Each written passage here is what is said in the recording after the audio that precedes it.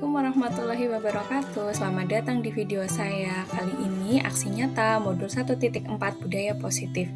Saya Titi Marlina, calon guru penggerak angkatan 9 dari SMA Negeri 1 Karangreja, Kabupaten Purbalingga. Assalamualaikum warahmatullahi wabarakatuh.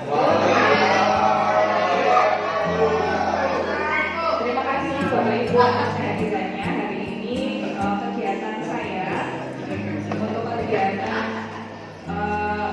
Diklat PDB adalah modul 1.4 budaya positif. Untuk melaksanakan budaya positif, maka guru perlu memahami berbagai konsep kunci budaya positif, di antaranya disiplin positif, motivasi perilaku manusia, posisi kontrol restitusi, keyakinan sekolah atau keyakinan kelas, dan segitiga restitusi. Semua konsep kunci ini didasarkan pada filosofi pendidikan Ki Hajar Dewantoro. Filosofi pendidikan dari Ki Hajar Dewantoro juga adalah nilai-nilai yang melandasi peran guru penggerak dalam upaya mewujudkan visi guru penggerak. Untuk mengingatkan kembali pada Bapak Ibu guru mengenai filosofi Ki Hajar Dewantoro, maka saya menuliskan beberapa filosofi Ki Hajar Dewantoro. Yang pertama adalah sistem Among, di mana sistem ini adalah guru memperlakukan murid dengan penuh kasih sayang. Kemudian kodrat alam dan kodrat zaman. Di sini guru harus memahami kodrat alam dan kodrat zaman dari murid. Kemudian ada trikon, yaitu kontinu, konvergen, dan konsentris. Kemudian guru juga harus paham bahwa ada tripusat pendidikan. Selain sekolah, ada masyarakat dan juga keluarga. Guru juga harus berhamba pada anak, di mana guru menitik beratkan pendidikan pada murid, kemudian mengajarkan budi pekerti. Guru juga memahami bahwa bermain adalah kodrat anak, sehingga permainan juga menjadi salah satu metode yang dilaksanakan oleh guru dalam melakukan pembelajaran. Yang terakhir dan paling terkenal adalah trilogi kepemimpinan, yaitu Ing Arso Sung Tulodo, Ing Madya Mangunkarso, dan Tutwuri Handayani. Ini Bapak Ibu tentang disiplin positif yang bisa kita wujudkan di sekolah kita, bagian dari budaya positif. Bagaimana kita membentuk disiplin positif? Pertama, Bapak Ibu harus memahami semua konsep fungsi dalam disiplin positif. Ya, yang pertama paham mengenai konsep disiplin, kemudian bagaimana perilaku murid. Ya, ada teori perilaku. Jadi murid itu ada 3 kategori perilaku. Yang pertama, perilaku murid itu mereka melakukan sesuatu hal untuk menghindari hukuman. Yang kedua, untuk mendapatkan imbalan. Kemudian yang ketiga, untuk menghargai diri mereka sendiri. Nah, ini yang sebenarnya kita harapkan. Seperti yang dikemukakan di depan, bahwa dalam memahami bagaimana mewujudkan budaya positif, maka perlu memahami terlebih dahulu mengenai disiplin positif. Disiplin positif ini dilandaskan pada teori kontrol atau teori pilihan dari Dr. William Glasser. Teori ini mengatakan bahwa sebenarnya Anda tidak bisa mengontrol orang lain, karena hanya diri mereka lah yang bisa mengontrol diri mereka sendiri. Dalam membentuk disiplin positif, pola pikir kita harus diganti. Yang selama ini apabila murid melakukan kesalahan, maka kita akan menghukum, sehingga murid menjadi pihak yang kalah dan kita menjadi pihak yang menang. Nah, untuk mewujudkan disiplin positif, maka kita harus berpola pikir menang-menang, kemudian melakukan kolaborasi dan menciptakan konsensus atau kesepakatan dengan murid untuk menciptakan pilihan-pilihan. Apabila murid melakukan kesalahan, maka yang kita lakukan bukan menghukum, atau jika mereka melakukan kebaikan, yang kita lakukan bukan kita memuji, karena hukuman dan pujian itu tidak efektif sesuai dengan teori kontrol yang tadi kita bahas. Nah, bagaimana cara mengatasi murid yang melakukan kesalahan? yaitu melalui segitiga restitusi. Untuk itu, untuk melaksanakan segitiga restitusi, maka kita juga harus paham mengenai kebutuhan dasar manusia. Dalam upaya pembentukan budaya positif, tugas sekolah adalah menyediakan lingkungan yang positif, aman dan nyaman, sehingga siswa memiliki kemampuan berpikir dan bertindak dan mencipta dengan merdeka, mandiri, dan bertanggung jawab, sehingga budaya positif menjadi sikap, perilaku, dan pilihan yang dilakukan oleh murid dalam keseharian mereka. Mewujudkan disiplin positif, sebenarnya murid sendiri yang mengontrol diri mereka sendiri. Jadi kita tidak bisa mengontrol murid.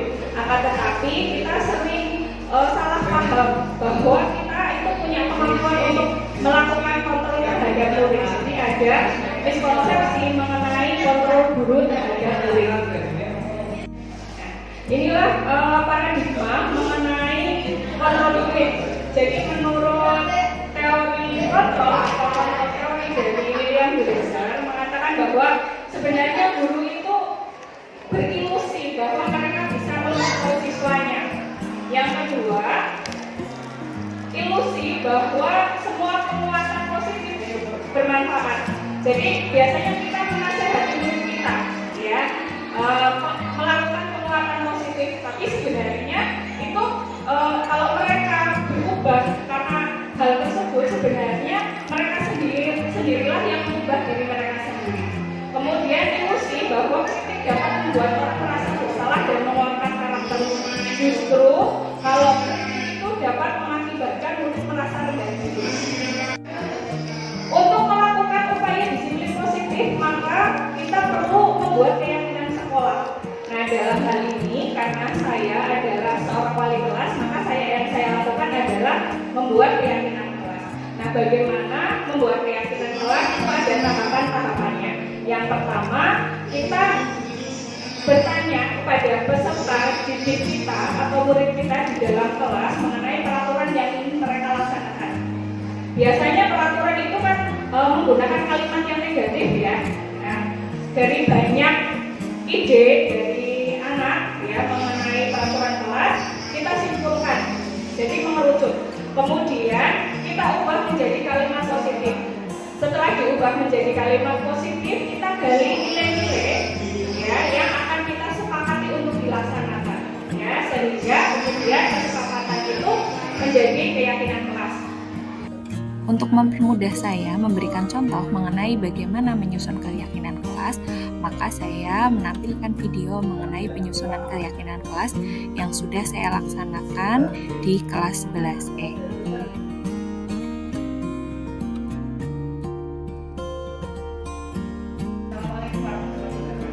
Waalaikumsalam warahmatullahi wabarakatuh.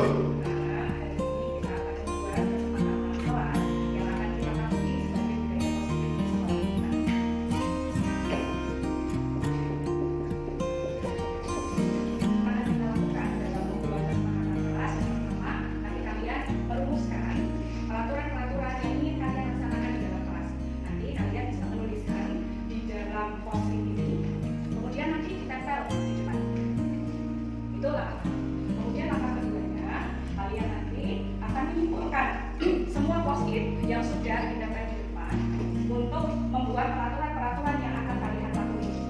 Selanjutnya kita akan merumuskan bersama kira-kira adalah positif apa yang berkaitan dengan post-it yang kalian dapat. Kemudian kita juga akan mengambil nilai-nilai budaya positif yang akan kita laksanakan. Setelah itu kita sepakati bersama kesepakatan kelas yang akan kita laksanakan. Berikan post-it ke masing-masing dari kalian untuk mengisi peraturan kelas yang ingin kalian laksanakan. Silakan nanti setiap anak dikasih satu post-it diisi sesuai dengan yang ingin kalian laksanakan. Silakan berikan kita bantuan, ya. Silakan tuliskan.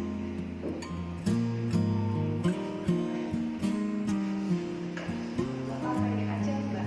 Dipotong aja, Mbak. Ke depan. Gitu ya. Ya, tidak keluar kelas tanpa izin, misalnya.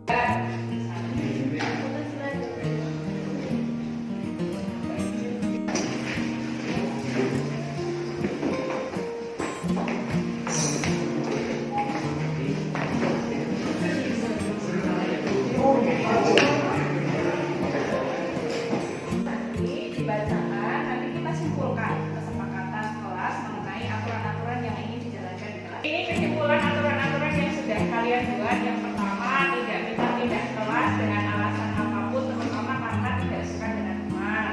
Kemudian menjaga kekompakan. Mari kita buat kalimat positif yang berkaitan dengan aturan-aturan tadi yang sudah kalian rumuskan. Berikut ini kalimat positif yang sudah kita simpulkan dari aturan-aturan yang sudah kalian buat.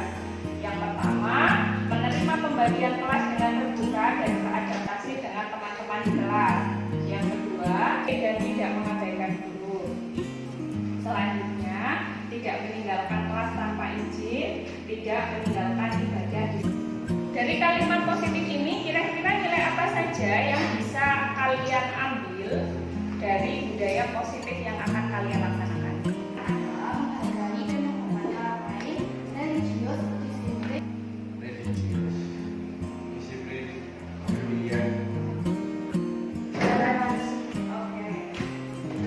Menghargai dan menghormati orang lain. Yang kedua, religius. Yang ketiga, disiplin. Yang keempat, kepedulian. Yang kelima, toleransi. Bu Tima bacakan kesepakatan kelas kita. Yang pertama, toleransi dan menerima keadaan. Yang kedua, saling menerima sesama anggota kelas. Yang ketiga, bersikap rendah hati karena semua orang. Nah, bisa dilaksanakan? Bisa. Kalian setuju dengan kesepakatan kelas yang ada di depan? Setuju.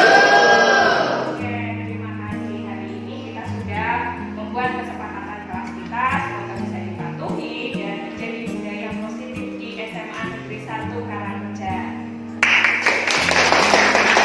Membuat keyakinan kelas itu lebih kuat pada diri peserta didik, maka perlu melakukan kegiatan pendalaman. Nah, pendalaman keyakinan kelas itu nanti bisa dilaksanakan melalui kegiatan. Yang pertama bisa dilakukan dengan kegiatan tampak seperti dan tidak tampak seperti. Nah, kita bisa nanti membagikan angket kepada peserta didik kita, ya, yang di dalamnya ada tabel T yang ditulis tampak seperti dan tidak tampak seperti. Atau kita juga bisa menggunakan tabel Y yang di dalamnya tertulis, terdengar, terlihat atau berperilaku. Nah, di situ peserta didik akan menuliskan perilaku-perilaku positif yang ditemui, ya, sesuai dengan keyakinan kelas yang disepakati. Tabel T dan tabel Y dapat digunakan dalam rangka memperdalam nilai-nilai keyakinan kelas agar peserta didik lebih memahami. Tabel T dan tabel Y berisi mengenai bagaimana peserta didik meyakini bahwa sangat penting untuk mereka menghormati semua orang dan barang milik orang lain. Kemudian, mereka juga harus meyakini bahwa sangat penting untuk mengerjakan segala pekerjaan atau mengikuti kegiatan yang telah ditugaskan. Dan yang terakhir, peserta didik meyakini bahwa sangat penting untuk merasa diterima pada suatu kelompok dan saling peduli satu dengan yang lainnya.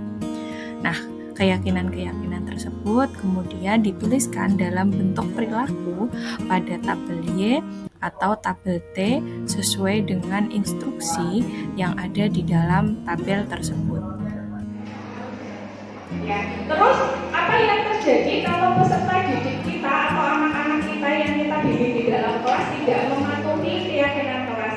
Jadi kalau dulu biasanya itu ada hukuman bagi anak-anak yang melakukan pelanggaran. Kemudian ada penghargaan, bisa berupa pujian atau hal lain, ya, kalau mereka patuh. Nah, tapi kalau di dalam posisi kontrol, maka kita tidak bisa melakukan itu. Yang kita bisa lakukan adalah membuat mereka sendiri, mengontrol diri mereka sendiri, tapi dengan penguatan-penguatan di dalam disiplin positif.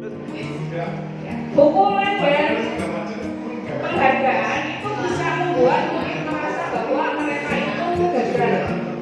Tapi kalau disiplin positif itu akan membuat siswa itu merasa bahwa mereka itu berhasil. Nah, pelaksanaannya melalui segitiga restitusi. Nah, berikut ini langkah-langkah dalam melakukan upaya. Nah, sebelum melakukan upaya restitusi, maka guru harus memahami konsep konsep hukuman dan penghargaan, konsekuensi dan restitusi, kebutuhan dasar manusia, dan juga posisi kontrol guru. Next. Konsep hukuman dan penghargaan. Hukuman itu bersifat tiba-tiba atau tidak terencana, biasanya juga tidak berhubungan dengan perilaku peserta didik. Sementara penghargaan itu orang bergantung pada penghargaan dan biasanya tidak efektif. Jadi dia mau melakukan kalau dapat penghargaan, maka itu tidak efektif. Ini sudah terencana atau dibahas atau disepakati sebelumnya oleh guru dan siswa. Jadi ini bukan aturan ya. Kalau aturan kan dimunculkan oleh guru ya, tapi kalau konsekuensi itu dibicarakan antara siswa dan guru sesuai dengan apa yang dilakukan oleh peserta didik atau dilakukan oleh siswa, dan itu biasanya lebih nyaman untuk dilakukan. Nah, biasanya siswa kalau melakukan pelanggaran itu ada kebutuhan yang harus dipenuhi, dan kita harus paham mengenai kebutuhan yang ingin dipenuhi oleh siswa kita. Kenapa mereka melakukan hal tersebut? Yang pertama bisa karena kebutuhan bertahan hidup. Ini kasusnya sama seperti kelas saya kemarin gitu, dengan 11A ada kasus siswa 11A itu waktu ke kelas 11A itu ambil makanannya siswi 11A, dan itu sudah saya diskusi. Kemudian kebutuhan cinta dan kasih sayang ini buat yang sering cari perhatian gitu ya, karena mereka ini diterima. Kemudian kebutuhan penguasaan atau kebutuhan kemampuan atas kemampuan. Ini biasanya untuk anak-anak yang dianggap oleh teman-temannya melakukan tindakan yang arogan. Kemudian kebutuhan akan kebebasan. Ini contohnya yang kalau pembelajaran biasanya di UKS tidur atau sering pergi keluar kelas, kemudian kebutuhan akan kesenangan. Posisi kontrol guru itu ada 5. Yang pertama sebagai penghukum, kemudian yang kedua sebagai pembuat orang merasa bersalah, yang ketiga sebagai teman, yang keempat sebagai monitor atau pemantau, yang terakhir sebagai manajer. Tahapan-tahapan dalam segitiga restitusi ya, sebagai upaya untuk mewujudkan disiplin positif. Langkah yang pertama adalah menstabilkan identitas. Jadi kita perlu membuat peserta didik merasa yakin bahwa apa yang dilakukan itu bukanlah suatu hal yang harus mereka sesali, tidak apa-apa, karena ada hal yang memang mereka butuhkan untuk dipenuhi. Yang kedua, validasi tindakan yang salah. Kita perlu menanyakan apa yang sudah mereka lakukan, apakah tindakan itu betul atau tidak, atau sesuai dengan nilai-nilai keyakinan budaya positif atau tidak. Selanjutnya, menanyakan keyakinan kelas.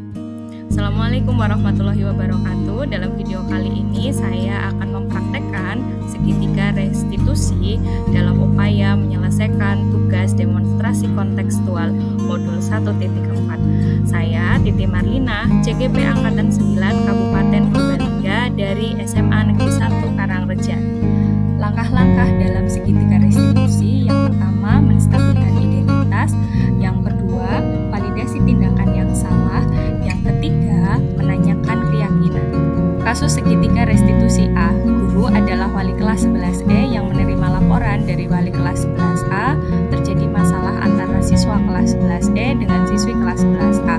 Wali kelas 11A menceritakan bahwa beberapa siswa kelas 11E pada jam istirahat masuk ke kelas 11A untuk mengobrol dengan siswa 11A. Pada saat di kelas 11A tersebut, salah satu siswa makan makanan yang ada di meja milik salah satu siswi 11A tanpa izin. Kemudian siswi tersebut melapor pada wali kelas karena makanannya dimakan orang lain tanpa izin. Padahal saat itu dia selesai pelajaran olahraga. Selesai berganti pakaian, rencananya dia akan makan, namun makanannya sudah tidak ada. Setelah bertanya pada beberapa siswa, diketahui bahwa Yusuf yang sudah memakan makanan milik Sarah. Wali kelas memanggil Yusuf untuk menyelesaikan masalah sesuai dengan langkah-langkah segitiga restitusi.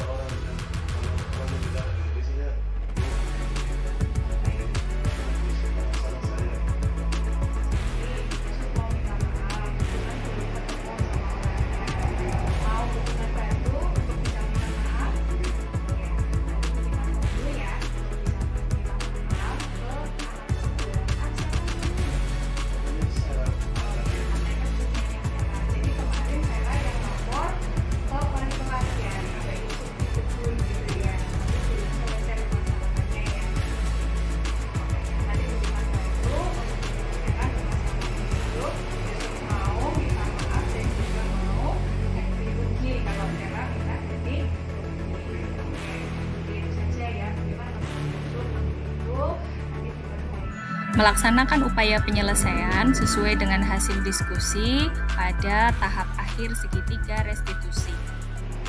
Tadi Budiman sudah ngobrol sama Ibu tentang permasalahan yang ada di antara kalian. Kemarin katanya saya lapor ke wali kelas ya. Iya, kalau saya makanannya diambil sama orang gitu ya. Oke, Yusuf sudah mewakili. Kalau Yusuf yang makan makanannya Vera, silahkan Yusuf bisa menyampaikan ke Vera tadi yang sudah disampaikan ke Budiman, bagaimana kamu mau memperbaiki kesalahan yang sudah kamu buat. Saya minta maaf kemarin udah mungkin mahal kamu ya. Minta udah baik itu. Pas itu saya takut saya mau tambahin kan ya. Pas itu prosesnya saya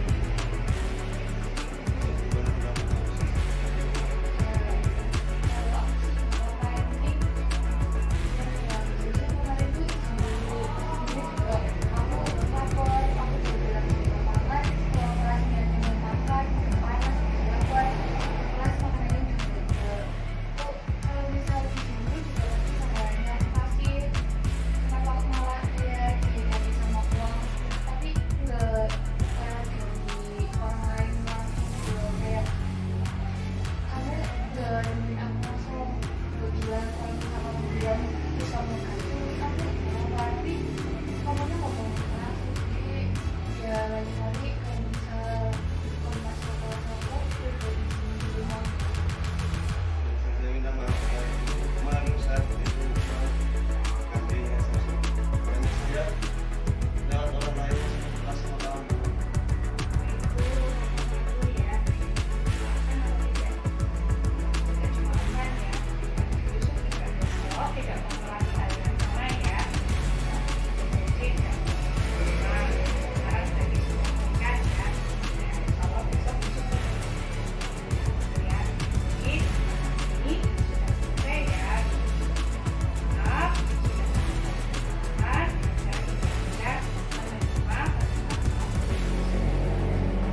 Kasus segitiga restitusi B.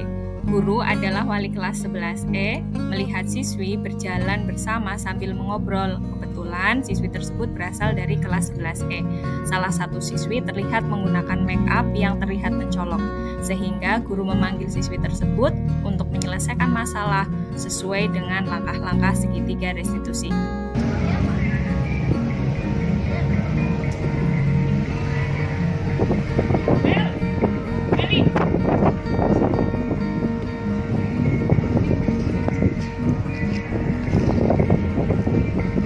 Kamu hari ini cantik banget. Kenapa kamu ke sekolah kok pakai lipstiknya merah sekali? Biar nggak bosan aja, Bu. Sebenarnya pakai lipstik itu nggak apa-apa. Tapi kalau yang merah ini jangan dibawa ke sekolah.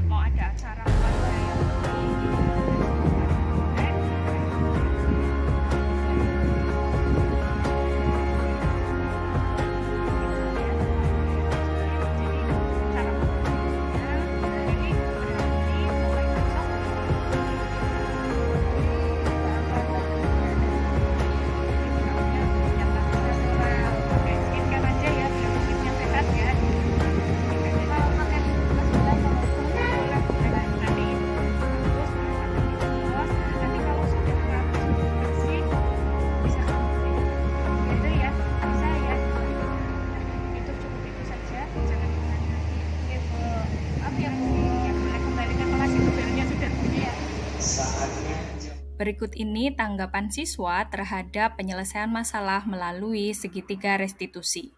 Assalamualaikum warahmatullahi wabarakatuh.